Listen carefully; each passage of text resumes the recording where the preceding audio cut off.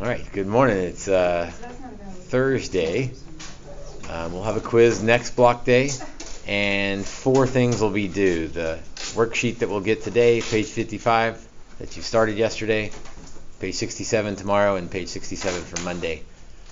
Those things will all be due on block day.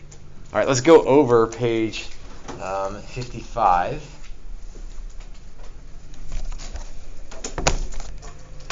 And before we go over it, or as we go over it, I want to show you something that is pretty cool. And that is calcchat.com. You probably want to write this down at the top of your syllabus because it's that important. www.calcchat.com. Basically, it provides answers with work shown to all the odd problems. So it's like the back of the book, except it's better because work is shown. And I'll show you something else about it. I'm going to say you have to pick your book, but I put the link. So our book is, which you probably don't even know because you don't have one, but our book looks like that. Calculus of a single variable, 10E. But I'm going to put the link in Schoology. I already have the link in Schoology that goes directly to the book you need. So if you use the Schoology link, you'll go right there. If you go calcchat.com, you'll have to pick Calculus 10E. You pick View. I guess the only thing I don't like about it is that you have to know the section number rather than the page number. So we were doing page 55, but that doesn't do me any good. I have to know that was section 1.2. So I try to remember that and put it on the calendar. So chapter 1, section 2, and then we want to see exercise. I don't know, what's the first one you have a question on from 55? All of them? Not all of them. The first few are just like what we did in class. Number 9? Okay, let's look at number 9. Go. And so here it is with work shown. There's not a whole lot of work to show for these, but as we go, there'll be, later in the year, there'll be some that have a lot of steps shown. So they built a table. Number 9 didn't come with a table. They expected you to kind of build your own table. So they plugged in 0.9 and 0.99 and so on. And it sure looked like it was headed toward 0.666. If you weren't convinced of that, you could plug in 1.00001 and 1.0000001 and just keep going until you had convinced yourself that it looked like it was 0.666. This method is not exact, right? Like we're just kind of using the calculator to get closer and closer. That's why it says approximately equal to 0.666.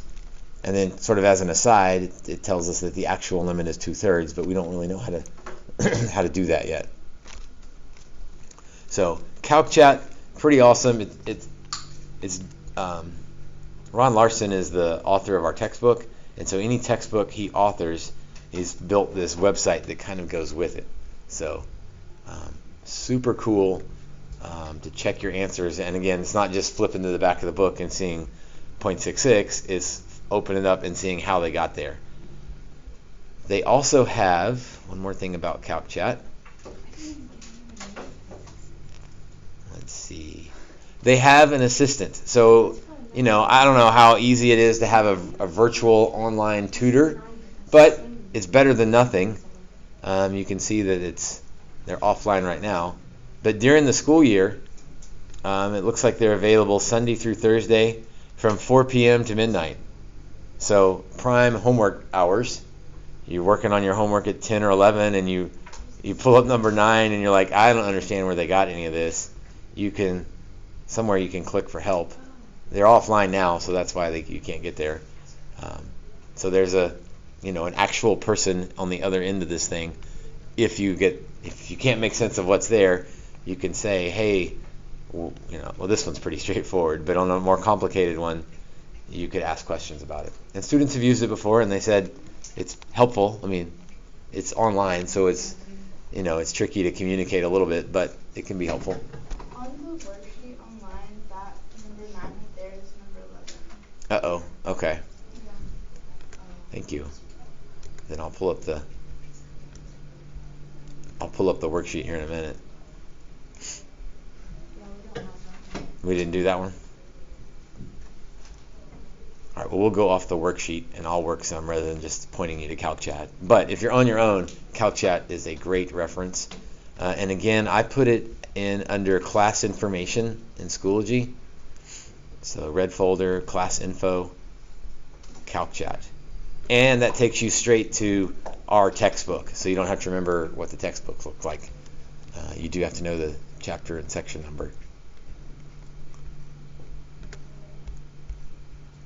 All right, so how about, let's see, other questions, and rather than CalcChat answering them, I will answer them from page 55. Yes, sir. Number 17. Number 17. Since the numbers don't match exactly, let me look at the worksheet here. 17. Oh, we definitely want to do 19, so I'll talk about 19 in a minute. 17. I'll make this where you can see here in a minute. Limit as x approaches 2 of f of x, where f of x is a piecewise function. 4 minus x when x isn't 2, and 0 when x is 2.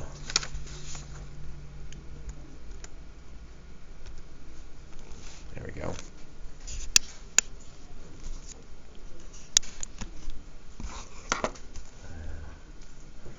All right, so let's see.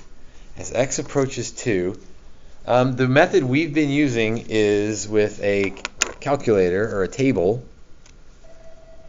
Here we go. Good morning, Kingwood High School. The safety and welfare of students and staff is our highest priority at Kingwood High School. In order to maintain a safe environment for our students to study and learn, it is necessary that we practice our emergency and crisis response plans throughout the school year so that everyone knows what to do in case of an emergency. We will be practicing several drills today discussing various crisis situations, ensuring students and staff are prepared when they make their way to safety in the event of an emergency situation. I want each student to understand and be aware of the importance of these drills and not be afraid when we practice them. Please remember that these safety practice drills are done to help maintain our school as a safe place to learn and work. Additionally, during any emergency situation, please disregard all bells. The counseling and administrative team will be available for follow-up conversations, questions, or comments. During first period, we will first practice our fire evacuation. Okay, I don't know if that means it's immediately right now or if they're going to hit us with it later. We'll see. So I made a table. None of these things are equal to 2, so I'm going to use the first line of the function. When it's equal to 2, then we're at 0, but if we're not at 2, we're using 4 minus x. Well, none of these are 2, so I'm going to use the 4 minus x and plug all of those into 4 minus x. And it looks like we're getting closer and closer to 2. So the limit as x approaches 2 of f of x is 2.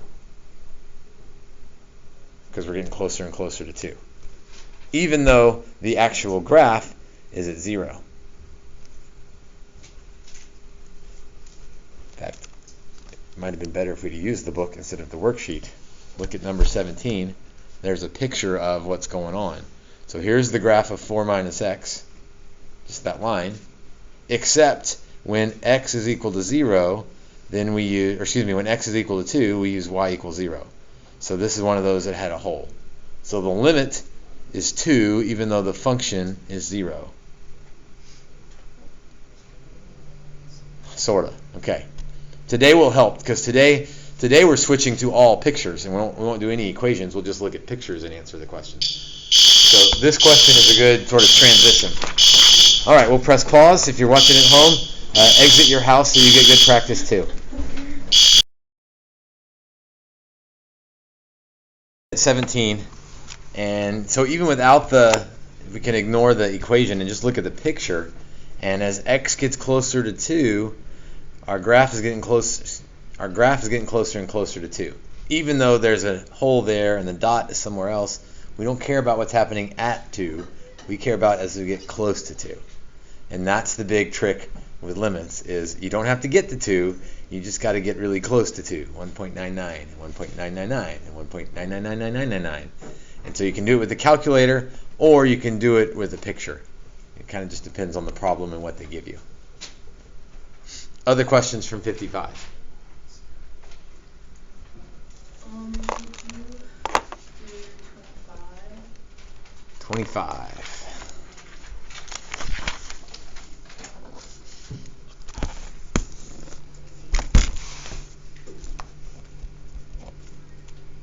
So another one where we have a piecewise function, 3 piecewise function.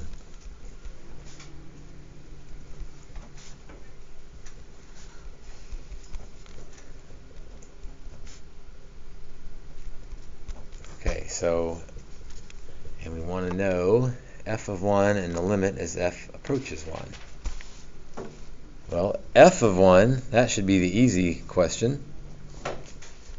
So when x is 1,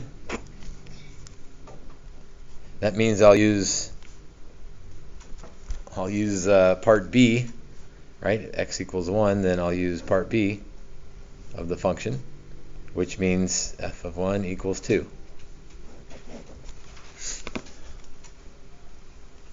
That's last year and year before and year before that. When x is 1, right, there's my input, there's the x value. So I use this first, remember? Use the if column first and then use the then column. If x equals 1, then my function is 2. If x is less than 1, I use this. If x is greater than 1, I use that. Now the limit, that's going to be a little bit more complicated.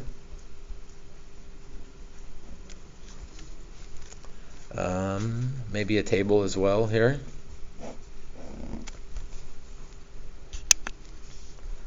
And so we'll try 1.9, oops, not 1.9, 0.9, 0.99, 0.999, and we'll see if maybe that's enough to get us going. Let's see, all of those are less than 1. So we'll use part A. So x squared plus 3. I don't know what 0.9 squared plus 3 is, but my calculator does. 3.81. And rather than do the graphing thing, I'm just typing them in. 3.981 or 9801. I think I know where I'm headed here.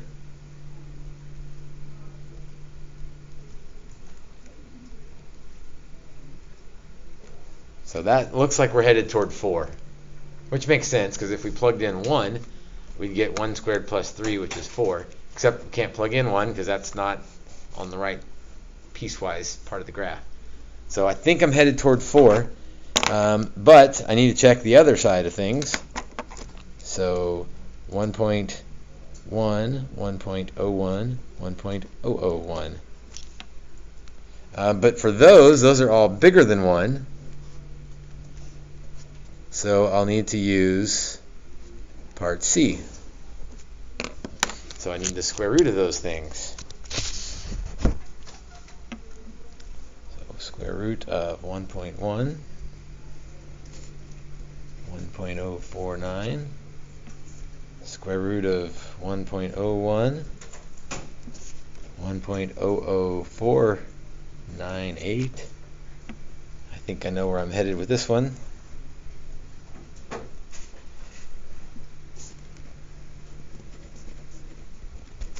So that is headed toward 1. But the other one was headed toward 4. So I don't know that this happened in our examples yesterday, but this means this limit does not exist. And we'll use D and E a lot in here, and it means does not exist. because from one side it's 4, but from the other side it's 1. So this thing doesn't really work. Or it doesn't have a limit. I don't want to say it doesn't work. It doesn't have a limit. If we looked at the graph of this thing, let's see, something really weird is happening at 1. Let's see, greater than 1, we're doing a square root function. So that would look like that. At 1, function is 2. And less than 1, we're doing x squared plus 3. So, roughly speaking, that's the picture of the graph. So the limit as x approaches 1, well, from this side we're headed toward 1. From that side we're headed toward 4. So the limit does not exist. Connor. When you say like use the x's for B and C, would we put in like in our calculator on y equals, like if we were to use C, we'd put the square root of x? Yeah, this would be a little tricky. I mean, you could still use the y equals on the calculator, like that page. And so if you wanted to put in square root of x, that's fine. Go to your table, and you could do 1.1, 1.01, 1.001. So there's my answers. The trick is your calculator, you could plug in 0.9 and it would give you an answer. It's just we're not supposed to plug in 0.9 into this one. So yes, you can use your calculator. You just better be real careful to know what you're doing. Good question. All right, there's one more I wanted to look at, and that was number 19. Because 19 shows up a lot. A question on the last one. Sure. Doing that on the calculator is like, what do you do instead? I didn't understand. So I didn't do anything different than we did previously. Okay. I plugged in 1.1, 1.01, 1.001, Mm-hmm. but I have to know what I'm plugging that into. If I want to check the other end, if I want to check x squared plus 3, and maybe this will illustrate maybe the difficulty, because the calculator doesn't really do piecewise. It graphs both of them. So you have to know, maybe the table will illustrate this, it puts them both on there. So I have to know, well, which one am I looking at? Okay. Well, if x is greater than 1, I need to be looking at the square root one. If x is less than 1, I need to be looking at the x squared plus 3 one. Okay. So you can still use your calculator, you just better know which column you're looking at. Okay. Can you do 21 after you do 19? Sure.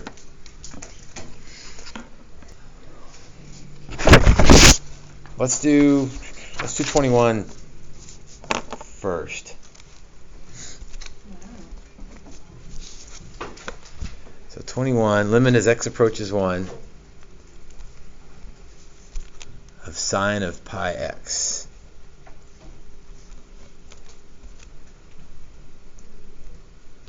All right, well, in theory, we know what the graph of sine of pi x looks like, right, because we're all pre-cal graduates. But in practice, it's been a long time, so let's just let the calculator handle that for us. Sine of pi x. Make sure we're in radians. Table, and we're going to 1, so 0.9, 0.99, 0.999. And then on the other side, 1.1. Actually, I'm going to kind of make it fit, so 1.001, 1.01, 1.1. So that to me looks like, from either side, it looks like we're headed to 0. Right, at 0.99 it's positive 0.003, at 1.001 it's negative 0.003, but I think they're both headed to 0. Again, if you want to check that, you just kind of get crazy with it, 0.999999, and see what happens. 3.1 e negative 6. What's e negative 6 mean? times 10 to the negative 6, so that's 0.000003. So yeah, we're at 0. So now I feel pretty good about saying that answer is 0. If you like the picture, you could graph a picture of it, and at x equals 1, the graph's at 0. All right, let's do the one that is that x minus 2 over x minus 2 thing. Number 19. Limit as x approaches 2, x minus 2 over x minus 2. Well, we should back up a second. The book gives you the picture of this. So actually we should have just done that from the get-go. Let's just look at the picture of this thing. Make it, I can get there. Barely. It's this like one-step function thing down here at the bottom. This is a favorite of the AP test to put this, to ask questions about this. Because the limit doesn't exist, but from the right it makes one number, from the left it makes a different number, overall it doesn't exist. This problem always shows up on the AP test in some form or fashion.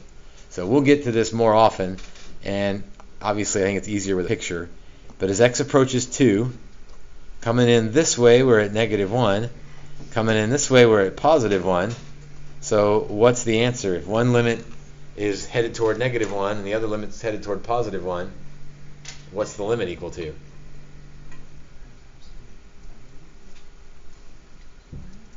So this happened on a previous one where if they go to different numbers, they have to go to the same number for it to exist. If they go to different numbers, then it just doesn't exist. It's undefined. D and E, because they have a different left and right limit. From the left it was one thing, and from the right it was another thing. That picture, we'll see it again, and we'll talk more about it often. That's going to become a parent function that you just have to know. Add that to your list of parent functions.